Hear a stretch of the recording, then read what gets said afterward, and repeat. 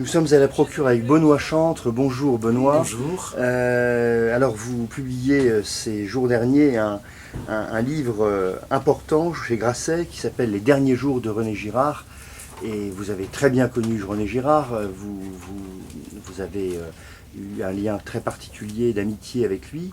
Et vous racontez la fin de René Girard, ou même l'argument du livre, c'est vous arrivez pour l'enterrement de René Girard aux États-Unis, à un moment un peu particulier en France. Alors j'ai envie de vous demander comment ce livre est né dans ces circonstances un peu exceptionnelles et cette conjonction de quelque chose qui pour vous est assez singulier, la mort d'un ami, et puis de l'autre côté ce terrible attentat du Bataclan à Paris, qui est un séisme, en tout cas pour la France.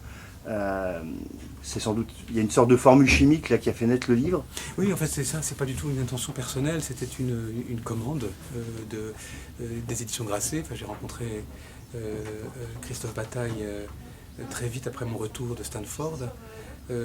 Et il souhaitait vivement, étant donné l'importance de René Girard aux éditions Grasset, que sa maison salue sa mémoire, et donc il voulait un texte d'hommage, un texte littéraire pour la collection jaune, et j'ai accepté, puisque après avoir hésité un petit peu quand même, mais parce que j'avais à me débattre avec ce court-circuitage en quelque sorte, oui, de l'actualité, à la fois la disparition paisible de quelqu'un très important pour moi, que j'avais accompagné presque jusqu'au bout, qui fut le dernier grand penseur de la violence, enfin c'est très clair, en tout cas le dernier grand représentant de l'intelligence française de l'après-guerre, et qui donc s'éteignait au moment où faisait irruption dans son pays natal, ce qu'il avait redouté depuis 15 ans. Voilà, nous sommes connus personnellement, nous avons commencé à travailler ensemble juste après le 11 septembre,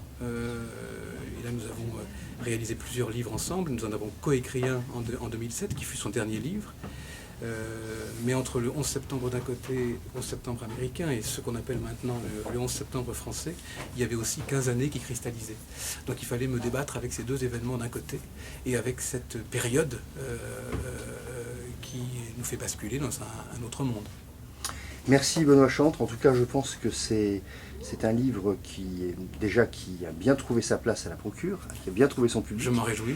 Et je crois qu'il peut être un beau moment de lecture pour tous ceux pour lesquels René Girard est important dans leur cheminement. Merci Benoît Chantre. Merci beaucoup.